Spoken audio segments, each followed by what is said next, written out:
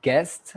I think we are live, we are connected. So in this show, I interview different people that I think are really extraordinary. Extraordinary. I think that's the word. Yeah, I think it's working. So okay, I can see me, so it is working. Welcome to RTWM Guest. I said it like 3 times already, but anyway, it's great. It's a new show I'm doing, and I'm interviewing people that I think did something absolutely fabulous. So we have Merle Yost today, who wrote a book called Facing the Truth of Your Life. I read that book kind of 2 or 3 years ago when I met him in Mexico. And I actually met him first, and then he wrote the book, and then I read the book, and this encounter was absolutely amazing. So I'm going to let him in the room so he can tell us a little more about what he did, what he's doing, and everything about the book, and I will tell you my story. So come in. Let's see if it's working, if I have Merle in the room. Merle, are you here? Hello? I see you like kind of, are you like in a roller coaster or something? No, you're back in the normal view. Okay, great. So Merle, basically I can't hear you yet, but I was introducing you, how we met in Mexico like 3 years ago, a little more. And it was a very interesting encounter for me because you were actually writing this book, Facing the Truth of Your Life, when we met. And you gave me a lot of advice. And so that was very interesting. And then finally you published the book and you told me, read the book, with all these things that are happening in your life. Maybe you should actually read the book and it might help you. I was like, okay, let me read it. Let me buy it. So I bought it on, I buy it on audiobook because sometimes it's easier. I feel you memorize better when you do an audiobook, but you can also get a book in a written. But when you travel, sometimes audiobook is good as well. So I listened to it, and then it was a bit of a revelation to me because let's talk a little bit about what your book is about and mix a little bit of my story and then what your book is about and then a little more of my story and then maybe other things as well. So what is your book about? And first of all, what I wanted to say is there's so many books out there and people say, yeah, you should read that book and then you will feel better about it. You will, your emotions will be better. You will finally find love, or read that book or read that opera thing or that other thing or whatever. So there's a lot of things out there. And sometimes when you recommend a book to someone, people are like, oh, it's just another book, I'm bored, it doesn't work and stuff. But you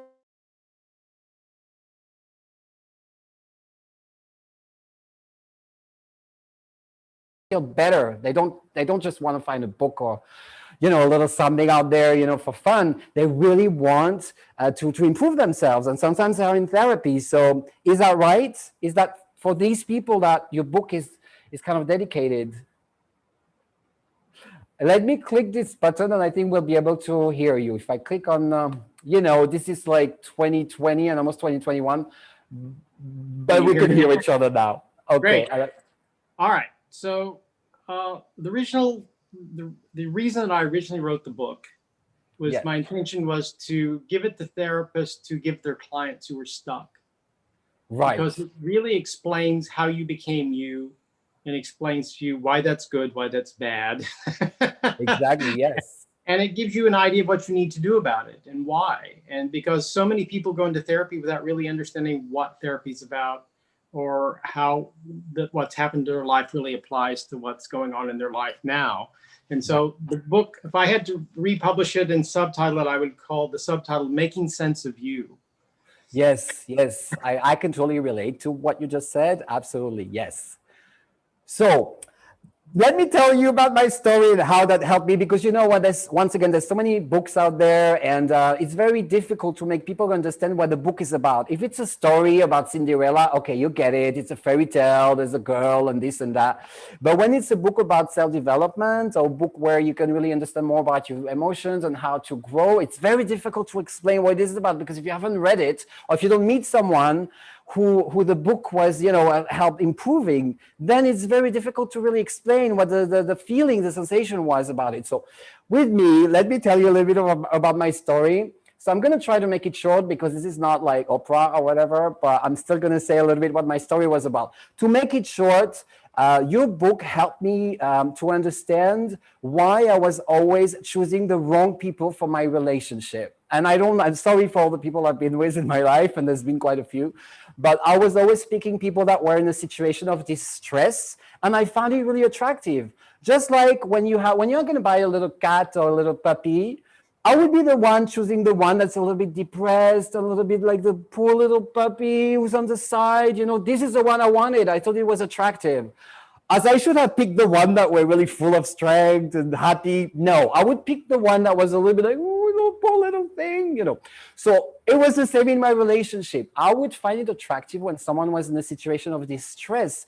And to a certain extent, a lot of people that I would choose and find attractive, even in a movie, I would find it really attractive, the person who would be an alcoholic or a drug addict or someone who was a bit of who was in this kind of misery and this kind of sadness. And I thought it was attractive. It was beautiful in a way, So, and then what happened is that I actually met somebody eventually, and I said, Merle, I'm done. I met someone, same thing again. And what is going on? I always choose people who are alcoholic, and then it doesn't work. And I didn't know at first that they were alcoholic, but then they were, and then it ends up horribly. I feel miserable, and I'm on my own. I feel like I'm not satisfied with what I'm getting, and I'm even more lonely after that. And anyway, it's not working. And then you said to me, you should read this book, and there's another book you recommended as well. And I realized a thing that was major while reading the book. I realized that in these relationships I was looking for a relationship I had with my parents and with my mom. My mom was in this kind of distress when I was a child because for her reason, she had, her upbringing, her mother was always had these kind of problems as well, was feeling really lonely. And, so my mom became the same. And she kind of used me as her best friend, kind of, and as some kind of support. She was not aware of it, but she did, even if it wasn't right, that's what she did. She used me as a little child, being there for her, when maybe she should have called a psychiatrist or do so, or maybe read your book, but it wasn't there back then, but maybe there was something similar. But anyway, there wasn't. So it was me instead. And as a result, whenever she was feeling down or sad, I felt I was like her confidant, her best friend. And then I felt that my mission in life was to help my mom to feel better, and to an extent to help everyone to feel better. And I kind of developed this kind of an attraction for people that were in a situation of distress. And so I picked people like that all my life until I read your book. And that really changed everything. I met you, I read the book, and I understood the whole system. And then I thought, hang on a second, I'm not just here to actually help other people that are in a situation of distress. I can tell them to read a book or to do something or maybe listen to them a little bit, but I'm not here just for them to feel better. And that's not a relationship. A relationship should be an exchange between two people that are stable, and then you make something great together. And then there are some ups and downs, but it starts with two people who are balanced and in a good position. And what happens a lot, I find anyway in life, and also being a psychic and talking to a lot of people everywhere, all around the world, it doesn't matter where, I see that a lot of relationships are based like one person has something missing and the other one is bringing that thing. And it's kind of like people are using each other to try to feel better, when each of them should go and see a psychiatrist, try to fix their problems, or read your book, and try to see how they can improve how they feel about themselves. And then when they are ready, then they can be together. And that's why a lot of people feel they are lonely. I haven't found the one. Why? Because you picked the wrong one, just like I was picking the wrong people who are in a situation of distress. But it's very difficult because when you are raised that way, and that's how you love and that's how you are, then it takes all these years. That's what's been building, and that's how you were designed. And you don't even know. I did not even know when you told me that. I was like, what? I was like, what is he talking about? I was like, there must be something in there. But I was like, and it took me almost 2 years to understand that. And now I'm at a point where I got it. Like, everyone deserves to be with someone balanced, and everyone deserves to be balanced to start with. And then it just takes two people to be that way. And if you don't meet that person, fine, you'll be alone, but at least you are balanced. You don't have to be with someone, just because you don't want to be alone. So there's a lot of situations like that. And then maybe that was my story. And I really feel that changed everything. And now sometimes I feel like I'm a little bit jaded when I meet people, because a lot of them are damaged, unfortunately, I have to say. A lot of people need work. And but it's not jaded. I'm a little bit more mature, and now I can see when someone needs work or not, and when someone is ready to do that. And at this point, now that I know, I just know who I want. I just want someone stable. The rest, the looks, the money, the career, whatever, that's another thing, you know. But the beginning of everything is to be with someone who's stable, who has done the work, or maybe who's almost there and, you know, and ready to do the work. That's fine too. But otherwise, no. So Otherwise, it's not possible, right? So the way I would language it in a simpler way, because you described it really well, is that we grow up in our families and we learn a language of love. Yes. And so we go out there in the world unconsciously looking for that same language because that's what we learned. And so consequently, we're dialed into whatever it is we were doing in our family to get loved. If it meant getting beaten, we're looking for somebody to beat us. If we're looking to take care of somebody, we're looking for somebody to take care of, because that's what we're taught that love is. And so it's not. No, not at all. I can say now. But until you get that realization and really come to terms with that this is not really going to get your needs met, you're just going to keep repeating this cycle over and over and over. Forever. It will never change until you die. If you don't change, it will stay that way. Always. It will never change. And you might get some therapy here and there, or read a book or something, you know, here and there, a bit of opera, a bit of something. I love opera, by the way. I think she's awesome. But it doesn't always solve everyone's problems, you know, just to watch other people suffering. And I find that, yes, it can go on and on. And I think another good example that you talk about in your book, I don't remember all the examples because there are a lot of them. It's a big book. Yeah, I don't. Yeah, I mean, I do remember a lot of them. But one of them, I feel, you know, one of them I think is interesting. This kind of pretty girl kind of thing, you know, like you have to be pretty because you were kind of like designed to be pretty, and you have to be that way and always be this pretty girl, and you're just an image, you know, and you always want people to love you for what you look like. And that's another big problem as well. You can't be just loved for what you look like, because what happens when you are like, you know, a little older or something, and even when you're young, but there's a moment when this doesn't work anymore. And then we can see, you know, a lot of people like that sometimes on TV, or there's a moment where it just doesn't work anymore. And then you wake up, it's like, what? But I think a lot of people learn to be objectified.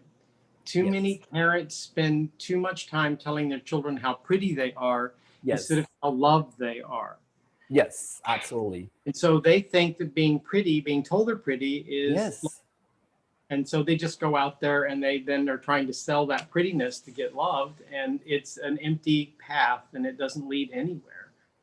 It doesn't lead anywhere. And also, yeah, it's a trap for them as well, you know, because they project something out there, and then people are attracted to that beauty when there is beauty, when there's attractive, you know, some people are really beautiful, some guys, some girls, but everything is based on that. And that there's a problem, you know, they get trapped because they will never show who they really are inside. And, you know, they're missing on life, basically. It's just about the look. And we have a lot of that in society, in fact, even nowadays, you know, with Instagram and everything, it's very much about the look. But what's behind, you know, and, you know, a lot of influencers and people like that, a lot about the look, the makeup, you know, the sexiness, the muscles. Great. It's always better to look good than to not look good. Everyone should make an effort, you know. It's fine, you know, it's part of being human. Make a little effort. But when it's just about that, you are trapped in something that's fake, that doesn't exist. That's just like an appearance, and that's not going to lead you to love. Yeah, it's vacuous and it never validates you as a human being. And so therefore, and that's why people start filling with alcohol and drugs and other things, because it hurts to feel that empty. So that's a very interesting thing you're talking about right now, alcohol and drugs. This is definitely something that I have to say in Mexico, but not just in Mexico, in America, in Europe, people do drink a lot. And I find as well, I have to say, you see that a lot on Netflix and on TV. A lot of people, every time something happens, or if they feel a little bit like, oh, I'm a little stressed, I couldn't find a pair of shoes today online, up. Half a bottle of whiskey, you know, and it's like there's always a good excuse to drink half a bottle of vodka or brandy, or it's like, are you crazy? It's like 4 o'clock in the afternoon, you have kids, you're drinking the whole day. Why do people use alcohol and drugs so often and you know, and so much? And what is this? Why do people do that? Well, what do you feel about that? Why do they do that? We're never taught how to deal with problems. We're never taught to validate our emotions. We're told that everything needs a quick fix, and that to go inside is too scary. Right. And so consequently, we're going to bury it and then put our attention out there somewhere, go take care of somebody, or find sex or something that's going to give us a momentary validation on whatever level that is, or numb us out sufficiently so that we don't have to feel what's going on inside.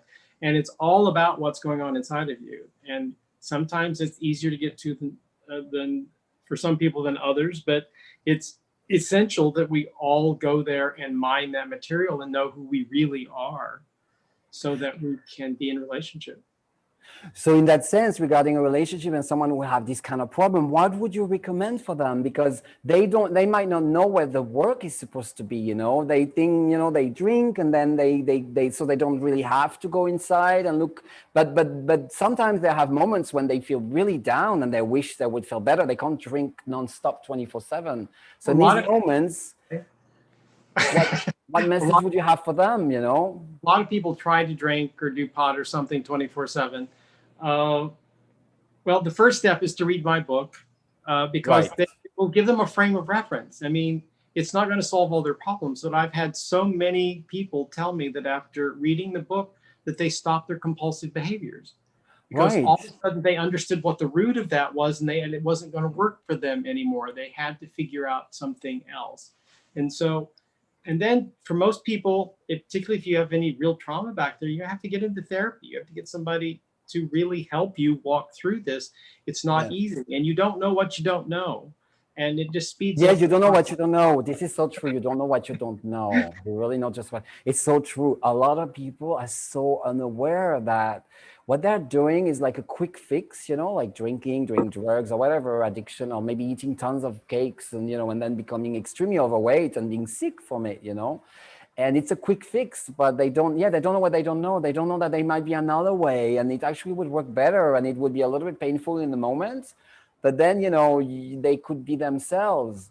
And I want to talk as well about, you know, the fact that some people try this kind of quick fix, you know, but the quick fix they choose doesn't work. So, you know, some of them go to therapy, sometimes it doesn't work. They have to take some pills. And I'm not you know, I guess it maybe work for some people, but it's very important to go really deep down, you know, in the problem. And I find that with your book, once again, because it gives you examples and exercise, you can really see yourself in some of the profiles that you describe, you know, some of the situations. You're like, oh, this is exactly what, you know, what I was doing. Or so it's very constructive. You know, it helps you like building a way of thinking as well, which is not quick fix or take a pill or just, it unfortunately doesn't work like that.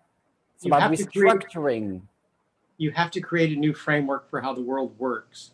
Yes. Because the old one doesn't work anymore. And so I'd like to say just a few words about finding a therapist. Please tell us.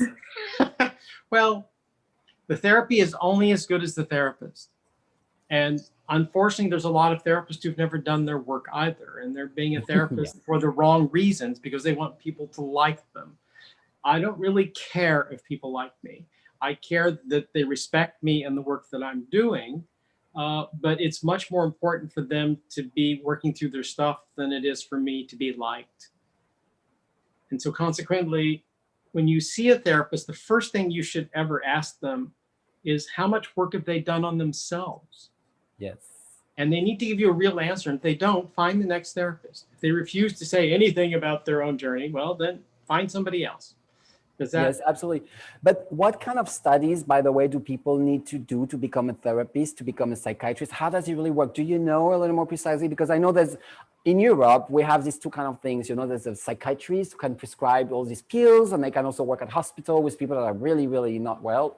And so they can do that. The other therapists, like psychologists, they can't do that. They can't use any treatment or pills. They can talk, they can do this therapy. So on the two sides, you've got good and bad, you know. On the doctor side, you've got people that are obsessed with prescribing pills and pills and pills and pills and fabulous, you know. And then on the other side, so some of them are good because it's needed. Some people are so, you know, want to commit suicide. They're in a very, very bad state. They really need a doctor to kind of, you know, help them to navigate through these very hard times. But then on the other side, you've got these psychologists, as you said, some have done the work very well and some have done nothing and just put a sign on the door, like, come and talk to me, come and talk to mommy. And it just doesn't work. So it's true. It's important who you're going to talk to and who you're going to work with. Rarely would you go to a psychiatrist for therapy. I can speak to America. I can't speak as much to Europe, obviously. Yes. But in America, psychiatrists are not taught how to do psychotherapy. They're taught how to diagnose and to give pills. True. Same. And so See, yeah. consequently, most of them don't know anything about psychotherapy. I can And tell. so that's really problematic. And most of them have never done their work either. I've met a few. I know, I've seen But- stories but- and people. Yeah. But they're not really encouraged to do their own work in that sense. So that's really problematic. So to be a psychiatrist, you have to be a medical doctor and then do a specialization in psychiatry. To be a psychologist, you have to have a doctoral degree in psychology, or an appropriate, there's a few other exceptions to that, educational psychology and various things. But then you get licensed as a psychologist. Right. And then there's a master's level, which is what I am, a licensed marriage and family therapist. And we're really trained to do therapy. That's the whole point. Is a doctoral level research degree is about learning how to do research and so forth. It isn't really learning about how to do therapy. Yes, I totally hear you. That can be problematic then when you have to help someone doing their own therapy. If you haven't done it to yourself, how would you know? And they have something out of PsyD on the PhD level, which is people who are really trained similar to master's level therapists and how to actually do therapy rather than do all the research. And so, but there's plenty of master's level therapists who've never done their own work. There's plenty of doctoral or PhDs who've never done their own work, and certainly plenty of psychiatrists. So that's why it's really important to interview them, because the whole point of doing long-term therapy, this is somebody you see for years, is that it's a corrective parenting experience. It's to get what you didn't get from your family. And so you're literally downloading the structure of your therapist. So you better really like them and their structure. Yes, absolutely. Yes. If not, I mean, this is not going to work. But if it's somebody who really knows and is well trained in therapy, then it's going to work because they know they will be able to analyze what you're giving them and how to, they will know how to adjust themselves. I have been to therapy in France, by the way, and I could say that, I mean, apparently there was some more work to do because, but it was very interesting, it was still very interesting to see how you can analyze how you feel and, but that therapist, and it's right what you're saying, sometimes maybe was putting a little bit of herself in the conversation. And that's why I stopped, because one day she said, oh, but that person you're talking about anyway, we know them. I was like, no, you don't know them. you only know them through me. You never met them. And then I said, this is getting a little personal right now, and that's what you're describing. That therapist maybe after a while felt like she was my friend or was my family or something. Or that person you're talking about, we know them, it's like, what? Anyway, so it's important to have a person that can really understand and analyze what you're telling them and respond and be able to help you get what you need to get and the restructuring. So, and it's not always the case. And still hold a real boundary and absolutely not get lost in your relationship with them and so forth, and keep it really clean. And that requires a real therapist. Some people just need short-term therapy because they get it, and other people need longer. It just depends on how much damage there is back there. If you have a lot of post-traumatic stress from a really traumatic childhood or even adulthood, then that's going to take a little longer to work through. So, or sometimes I guess, you can take a therapist that have been through the same maybe and can help you better because they had a similar problem and then studied everything, and then they might be able, to help you then with that because they've been through the same and they fix themselves, and then they might be able to apply that to other people. Therapists are more and more specializing, and that they work with these kind of things. And so if you've gotten a sense of what your thing is and you have a label for it, then you can find someone who specializes in that particular thing. It really speeds up the process. Yes, absolutely. Regarding the book, is there something you would like to, talk about in the book that you feel is really major and that people would, that would really make people want to read that particular chapter, or something that you would like to talk about, like explore one chapter in particular that you feel is really relate very much to the news at the moment? I just wanted to say, for instance, I give you an example. A lot of people right now are feeling so lonely because they're all the time on Instagram and Facebook, which is great. Stay on Instagram and Facebook, keep watching. When it's interesting, you have the right to watch.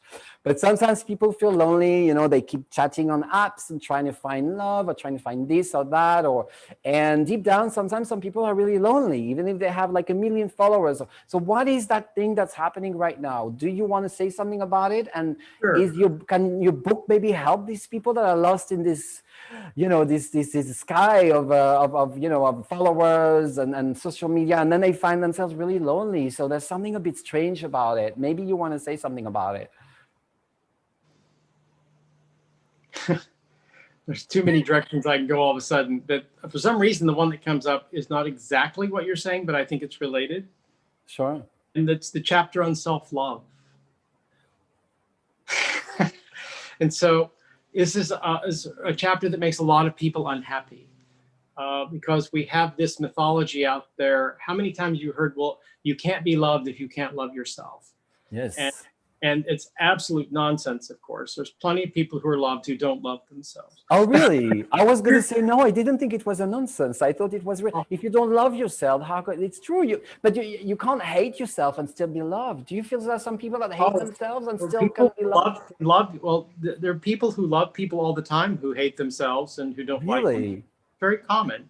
I mean, sorry, let me just specify, like relationships, or like a celebrity, like Marilyn Monroe, for instance, was supposed to not really like herself often, but people are completely love her, you know, but she didn't love herself, I think, you know. So you mean like real relationships, or like celebrities or people that no, everyone likes? relationships. I mean, look at all the guys that you fell in love with who were total train wrecks. They didn't like themselves. That's for sure. But you But still love them. That's for sure. But I had a problem. I was a train wreck as well by liking this type of people. But you still love them.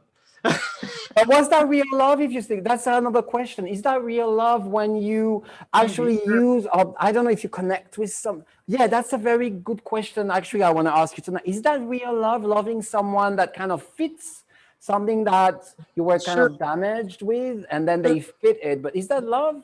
Or is that kind of like we all love people who are damaged in our lives. That doesn't mean we have to enable them. That doesn't mean we have to encourage them to be self-destructive. But unconditional love is probably the most important thing that we can give another human being. As I say in the book, that unconditional love taken in by someone, from someone in the right way, can save a life. Because there's plenty of kids out there who grew up in horrible circumstances, whose parents clearly did not like them or love them. But somebody, a grandparent, a teacher, a coach, someone who gave them that unconditional love that literally saved them their life. So let me go back and talk more about self-love. Self-love is nonsense. Okay. I'm learning something tonight. Love is something that you give another. Love is something you get back from another. If you go into this loop of self-love, there's no space for anybody else in there. You've just closed the rest of the world out because I'm in love. So what the real task is self-acceptance. All right.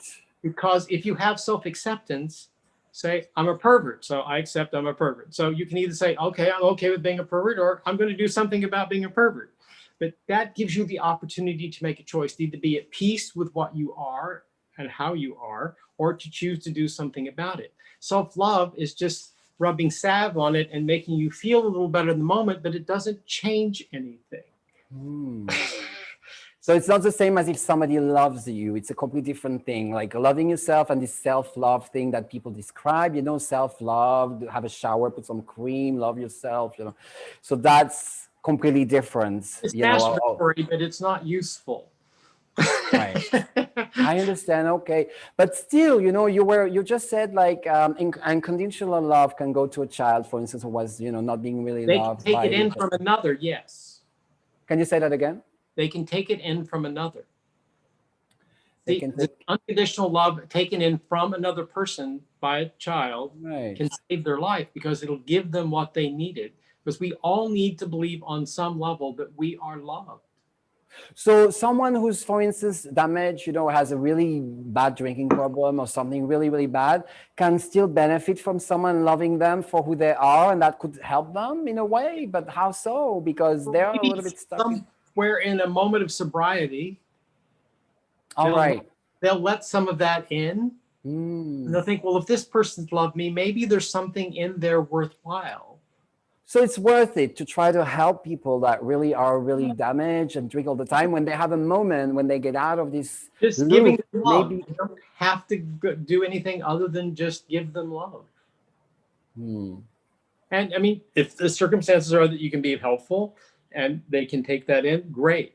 But I'm just saying that we all need to be loved, but it comes from outside. Right. There was a famous experiment, I think it was in the 50s, where they put these baby monkeys in a cage with one was in a cage with a wire mother, and the other one was with a wire mother with fur on it.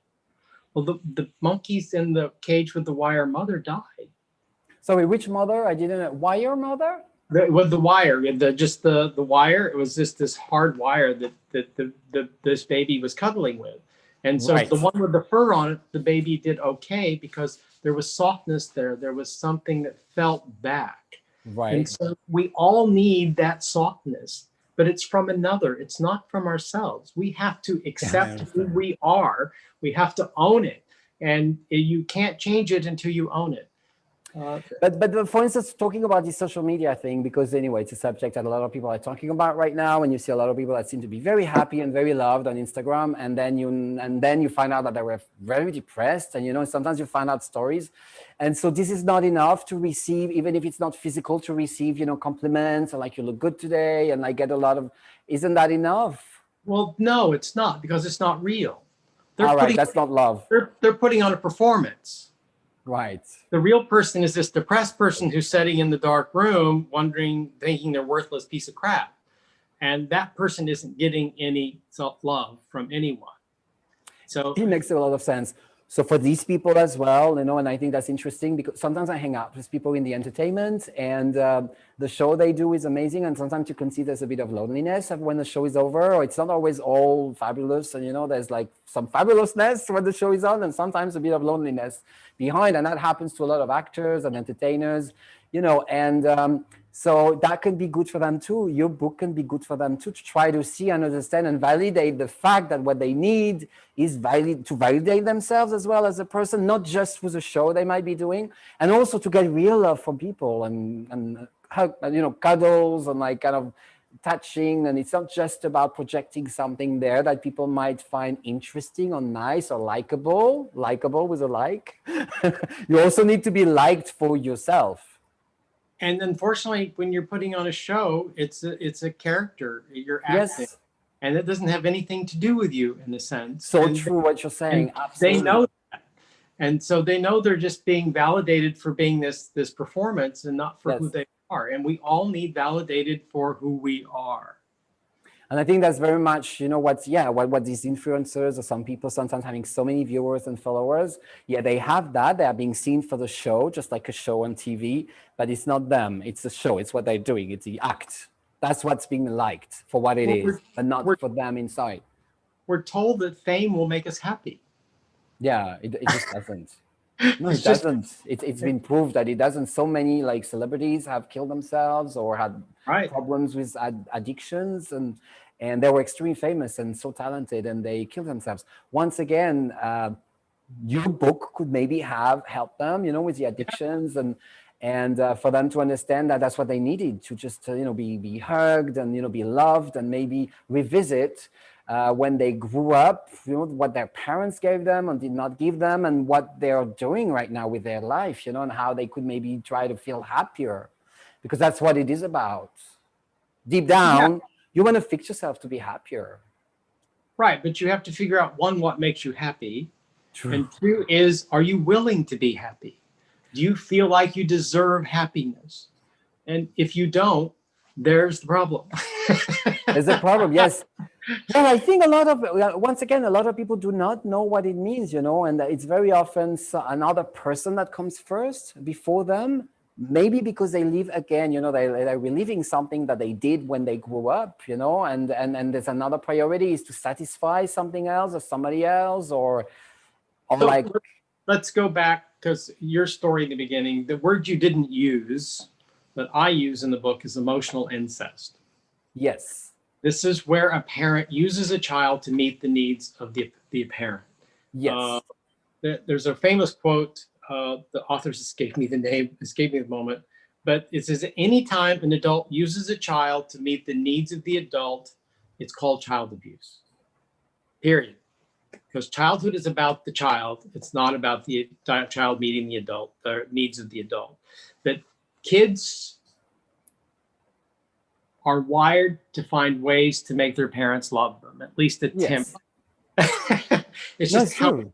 it's just how it's working. And the parent can validate that, or the parent can suck the child dry for everything they can get out of them.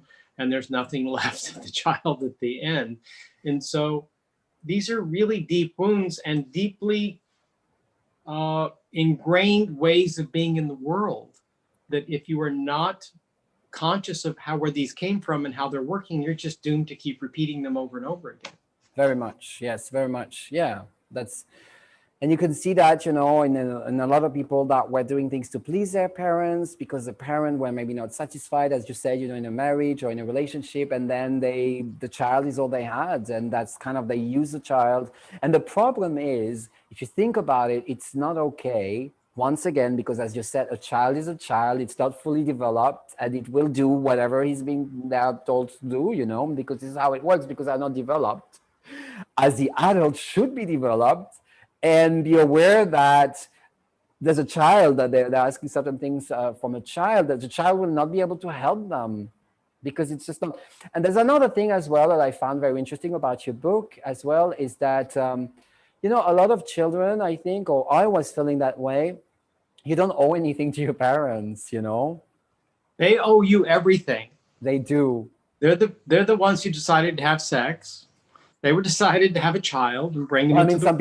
some people have children without, they just, there's no contraception or whatever, or in certain countries and stuff. I don't know if it's always completely decided, but you're an adult, you have a little child, you have to find a way to deal with it and understand that concept. But you And agree with that? Some people oh have, yeah, it could be like a 16 years old pregnant girl, oh, that slept with someone in high school. That happens, I don't know if she really wanted a child at 16, so that happens a lot. There's a whole show on MTV about that used to be on. why they have abortions for that particular Sometimes reason. they can't in certain states, or, so sometimes people Well, I still have a understand the child. problems, but Yeah. it's every child needs to be a wanted child. I agree with you, but it is not always the case. Oh, absolutely not. I Yeah, it's not concur, always the case. and I call families the therapist full employment act. So, Absolutely, yes. So so I think that's interesting for parents as well to read the book now. And there's so many parents around. My friends, a lot of my friends have children. Or they had children, and there's more coming, in the way. And it's interesting for them maybe to read the book as well, to see, because I think parenting as well, by the way, require a book. People should actually read a book and say, okay, I'm gonna have a child. Yes, I can buy the Chanel little skirts and stuff. Fine. But you could have all the Chanel skirts and Vuitton shoes for the baby. If you don't read the book, or if you don't really know how to raise a child, or where you're coming from, there's no Chanel shoes or a little Vuitton little coat that's gonna fix anything for your child. Because what really matters, as you said, is to be loved, but really loved, not just to be an object or to help you to have a better life. No, children are not here for that. You're something to here show for off them. in the park, or yes, What did you say? something to show off in the park, or Yes, it's not just to show, place. exactly, or to give them something that you didn't have, because that happens a lot. Mothers or parents who want the child to look like fabulous or have things that they might not have had when they grew up, and so they look like perfect, kind of Instagram perfect. And then in the end, but the child is not always really happy, and there's a lot of things that we're missing. So it's important. I want to recommend to a lot of parents that are not really sure, I've never had a child before. Maybe you want to read the book as well to see exactly, the mistakes maybe you should not make, the mistake that have been made with you when you were growing up, And that could also help you solve the problems you have with your own parents as well, or the parents of your husband or girlfriends or any kind of, or like the parents of like the person you're marrying or having children with, or even adopting, or, it could help you to understand, why sometimes you don't get on well with the mother of your husband or of your girlfriends or your parents, or, it could help you to bring a little more clarity in there and see, what you want to give to your children and what you received and what you could fix before it's too late. Parents are Right. woefully undereducated about parenting and development. And the other thing I was going to say, as you were saying, remind me, is that too many people have a child so that they have someone to love them. Oh, yes. Yes. And That that's was the case for me very much. Yeah. completely wrong. It's about you loving the child. It's not about the child loving you. But I think some people do it unconsciously, like yeah, some mothers have to, programmed that way. that's the thing we need to remind as well. It's completely unconscious. It's not someone who said, okay, I'm going to have a child, I'm going to have a great friend, and then that's going to be my life, and they're going to help me. It's not like that. Well, I've heard people say that actually. Well, they need a lot of work. That they Yes, will need a that's therapy great. with you, I think, for like 2 years or 3 years. But I haven't heard that. But I think some parents think that, okay, we're going to have a child, it's going to kind of, make a better life for us and maybe enhance our relationship or bring something, some children and bring Children are something. incredibly stressful on relationships. Incredibly stressful. So I didn't hear that. What is stressful to have? Children are Oh, incredibly absolutely. Yes. It stressful on seems. a relationship. Yes. Yeah, it can create like a lot of stress. So you need to be prepared. And yes, I think once again, this book can be very interesting for parents that are not sure, or they just had a child, and they're like, oh, things are not really working according to plans. Why? It seems that my neighbor, they're fine with the children, and me, it's not working. My child is screaming all the time. Maybe maybe you are projecting something on your child. You are expecting too much for your child, or whatever. There might be something that you could change about yourself if your child is screaming all the time and throwing the mashed potato on the wall. Maybe there is something that you don't understand about them or something you're doing with them that is not working, and maybe you can Clearly not. educate Yeah. yourself. Yes. I'm Well- laughing because we all see that, and even in TV shows, sometimes you see these families and the children are like completely out of balance. It definitely comes from somewhere. It's not just an accident. Well, a lot of it is children raising children. Totally, yes. I'm laughing as well because I totally agree with you. I personally felt very much that way. It's true. A lot of people are not fully grown up, and then they have children, and yeah, somehow you can't blame them because they've never grown up. No. But they look like grown up. Well, they're doing all the things they were told to do, but they never Absolutely. were given the opportunity to actually become So an adult. true. So true. Sad. Getting back to my personal story, that's exactly what happened to my mom. She's still, there's a lot of fun about her, but she's still like, sometimes a bit of a child. And that's problematic when you're an adult and you still behave like a child. It's going to create problems. Yes. Very much so. And we see it a lot.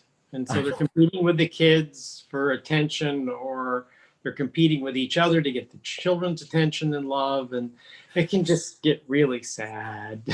That's absolutely, maybe we can talk about another kind of situation where sometimes there's 3 kids and there's one kid that the other one, like one parent likes one of the kid more than the other. And that's another thing. Do you know why that happens sometimes? Why maybe, maybe the dad will like the daughter more, or like the son, and then the daughter feels like she's abandoned by the dad, and then she grows up and then she will feel very lonely because the dad didn't care about them. Is there something about that?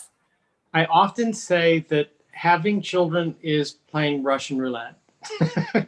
Yeah. Because you never know what you're going to get. And there's absolutely no guarantee you're going to like them or they're going to like you. Really? It is very, oh yeah, absolutely. And it's very, I can't tell you how many people I've seen who had one parent who just hated them and made their life absolutely miserable their entire life. Whether the father's competing with the son for the mother's attention. Oh yeah, that was totally happening to me. Yes, so I know exactly what you mean. Just that they don't like them. There's a book out there called Raising the Child That You Got and Not the One You Wanted. and how does that work, and how can it work? You have to give that child love and everything you need to give them, even though you may not like this child. I think if we can step back and speak spiritually here for a moment, or karmically, we often repeat reincarnating into families over and over again because they're our soul family. And so they may come through and we don't like each other and have never liked each other in any lifetime. And so there's almost there's this animosity that happens almost from the moment they pop out. And so that's still really on the adult's job to correct that, because yes, you've got all this karma between the two of you, but you still have free will. Yes. And it's your opportunity to heal that karma and not make it worse. But do you think some parents are really aware of it, and do they have the right tools? And once again, maybe they do not have the right tools. Maybe they should.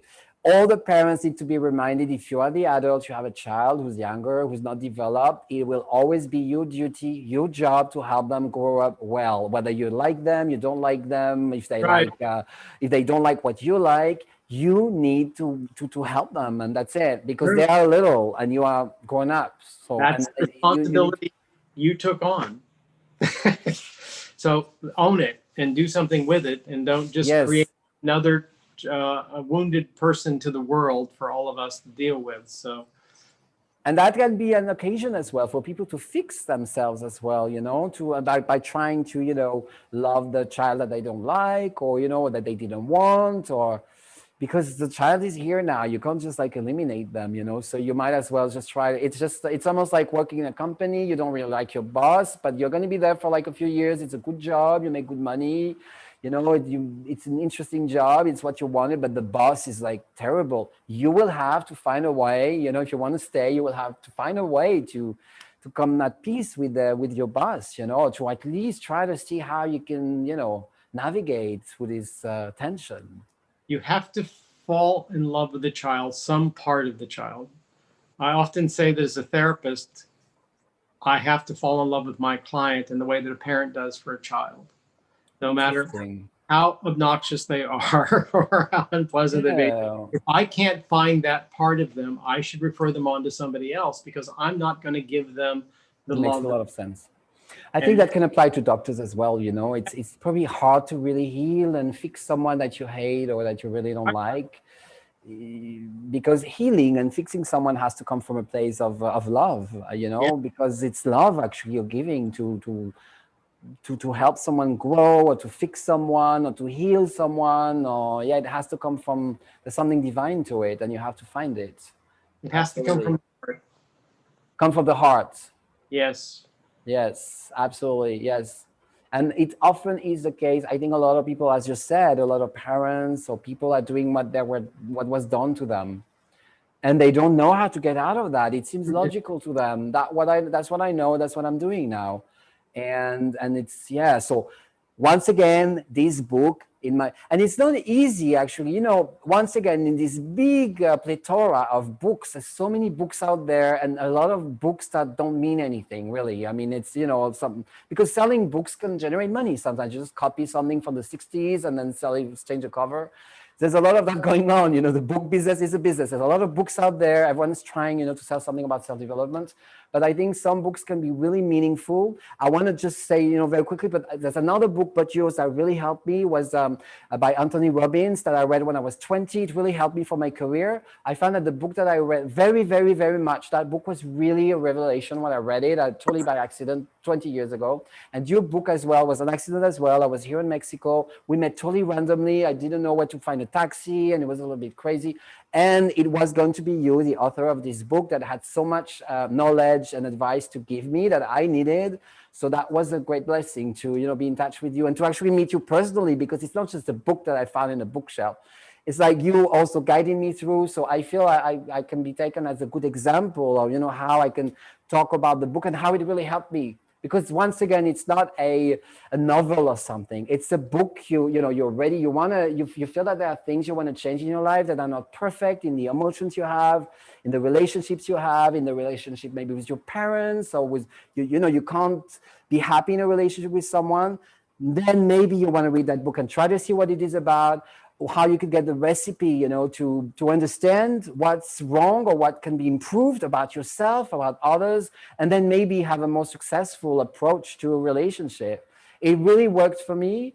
And I'm very happy about one thing is that now I really know who I'm facing, and I'm facing the truth of my life. It's true. That's what it was. I was damaged, and I was looking for people that were damaged, you know, and that it was appealing to me. Someone who's like really sad, and you know, I thought it touched my heart. Now it still touched my heart. I want to help people as friends, as another fellow, another individual, you know, on earth, and I very much with my work.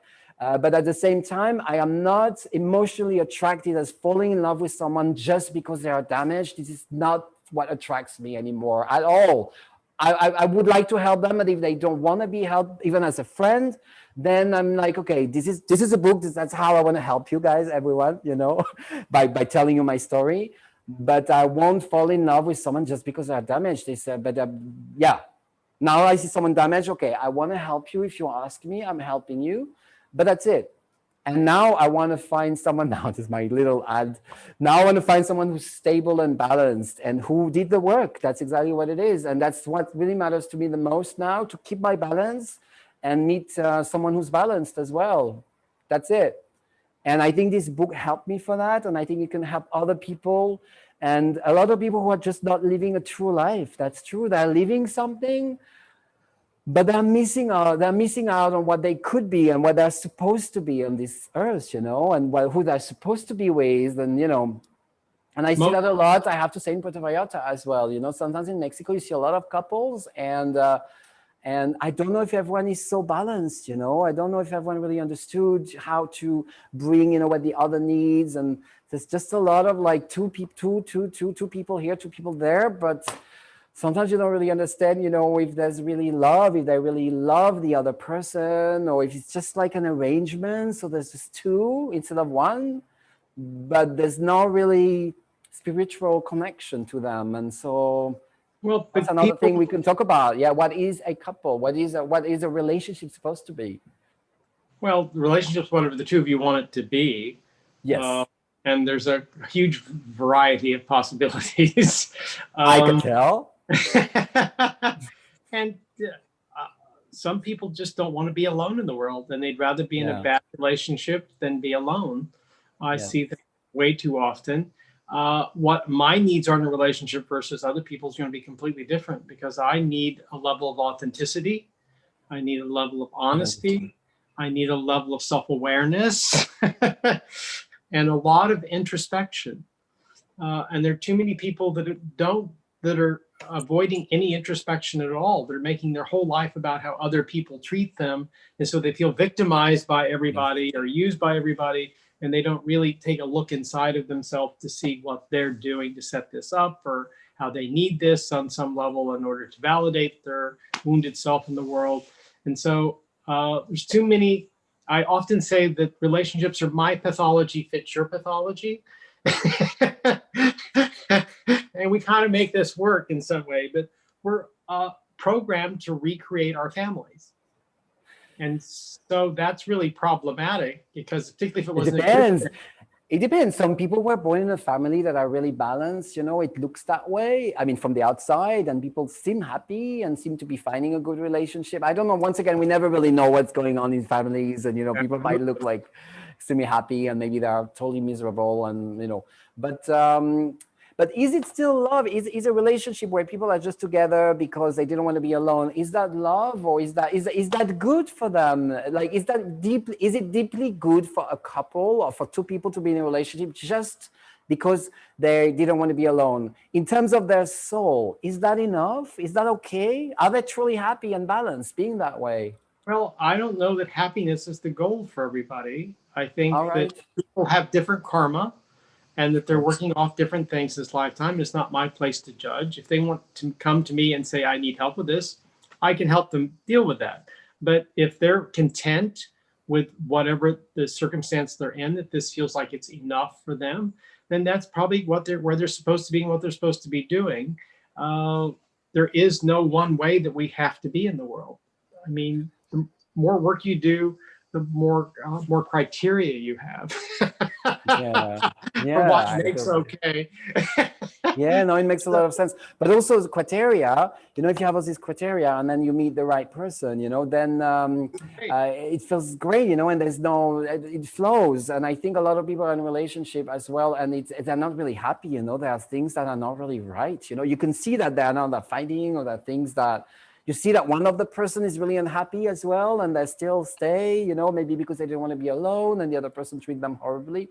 So, or they've recreated their family and it just feels like what it's supposed to be. Their parents fought the whole time, and that's just how it's how people interact. And but how to, another question is, you know, a lot of people suffer out there. Yeah, they might be in a relationship or alone. How to guide them through being on the right way, you know, to heal and to fix themselves. How can what make them understand that they might be a solution for them? How can, you know, they have to want it. But then they will look and finally find something where, you know, they can if find they're looking, they may not be looking. I know my favorite quote in the book is from Sheldon Kopp, and if you meet the Buddha on the road, kill him. Is that real change happens when the pain of staying the same is greater than the pain of changing. Interesting. So that would also apply what you just said to people that have addictions. And so sometimes they're very depressed the next day, and then they drink again, and then they're better, and then they're depressed. They have all these ups and downs, but they can still handle it better than anything else for now. Otherwise, they would leave it behind. Yes. And as a result, maybe you can't help someone who's really not willing to. And that's why a lot of people go to rehab or things like that. They go when they were ready to go. You can't just force some. I mean, I think you can force someone, but I don't think it works.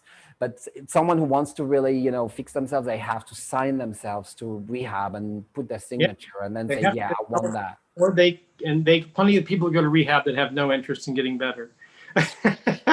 But I hear you. There's this old Southern expression or Midwestern expression that I grew up with, says you can't teach a pig to sing because it frustrates you and annoys the pig. Yeah, so, it makes, I actually understand what you're saying. So rehab is not right for everyone. If you're not ready, if you're not really willing to fix yourself, then it won't work, and you will keep. And a lot of rich people just use them as vacations. Well, that's another thing. Yeah. Well, I mean, yeah. I'm going to check into here for 30 days and get my massage every day, and all I'm going to do and chat in a little group. But they're not really serious. They're just checking out the life. They don't have to talk to anybody for a while. And well, I mean, I suppose so, but no, there's been like celebrities as well who have been going to rehab, and I think they really wanted to try to do something, and sometimes it didn't work. Yeah. But they were willing, you know. I'm thinking of Lindsay Lohan, for instance, just as an example, because I was watching the show, you know, like actually there was an opera show. And she seemed like she was really in pain, you know, at the end of the day. She really had addictions. And I think she really wanted to try to, you could tell she suffered, you know, and she was trying. And I don't know if it really worked. It didn't seem to be really working, but she seemed to be in pain and wanting to kind of like get out of this pain, you know. Can I say something about addiction? Can you say that again? Can I say something about addiction? You can say anything you want. I'm always very interested in that as a subject. There are two broad categories of addicts. There's those people who are dealing with post-traumatic stress or trauma of some kind, and they're medicating that trauma. And so this becomes compulsive for them. And so those people, when you start going in and clearing up the trauma, the compulsive behavior goes away. But then you've got the other people who have characterological issues. They're borderline. They have what? Sorry, I didn't. Characterological issues. They're narcissists. They're borderline. They have these deep characterological wounds. Right. So consequently, particularly the narcissists have the hardest time in recovery because they're empty inside. And so they use 12-step, they use religion, they use politics to fill that emptiness, and that becomes an identity. And that's how they usually stop the compulsive behaviors, because they've taken on this other identity. Or they stay in the work long enough, they can actually build a sense of self. But so they're a really different animal than the people who are trauma-based. And so they unfortunately get all clumped together, and it's two very different universes. Well, do you have any advice you would give now to someone who's with actually an alcoholic, or someone who has addiction, or someone who beat them up, or someone who obviously they chose someone who's not really right for them, and they can see that and they don't know what to do? They're stuck in there. What do you have anything that you would recommend for them? I mean, like, what would be the first step? There's an old quote from Werner Erhard in Est, and it says, or it's a question actually, and it says, "What have you been unwilling to give up that if you gave it up would make your life work?" And I think it's one of the most profound questions that I've ever heard. And so you have to say, and most people can answer it honestly, but then you have to decide, am I willing to give that up? And that's for back to the acceptance issue here. Right, Either I'm willing absolutely. to accept this or I'm not. And so am I going to do something about it? And generally speaking, most things can get better, but you actually have to reach out for help, and you have to find the right help. And I've known too many people who've gone from person to person, never get good help. And so there's a certain karmic aspect to that too, I'm afraid, in terms I of understand. that. And so I wish that this were all simple and it were easy, but life is actually pretty complicated.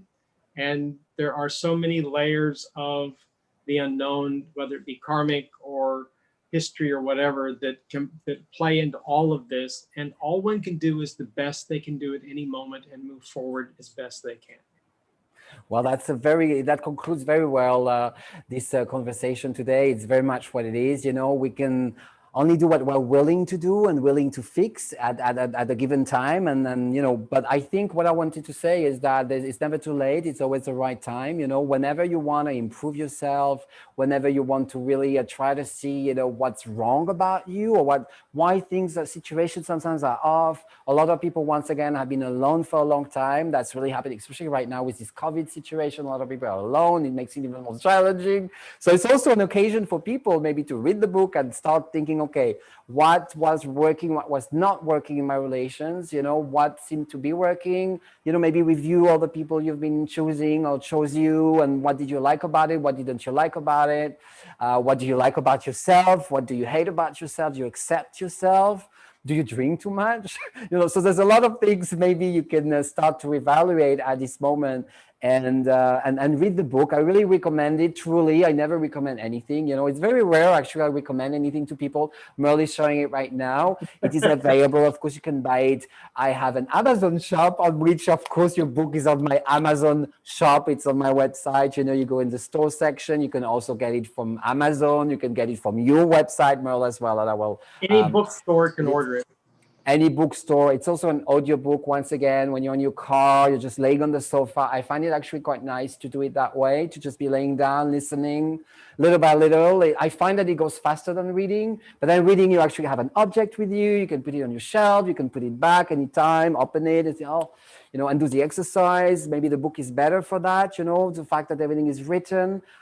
Everyone's different, or you can do both as well. You can start with the audiobook and then get the book to keep like you know, copy something printed. And maybe sometimes, just like I you know, I was talking about the Unlimited Power from Anthony Robbins, sometimes I have put the book out, I read it again, and I completely forgot half of it. Same with your book. It's great to, you know, have, it's true, sometimes you forget when it's 200 pages, there are things you completely forget.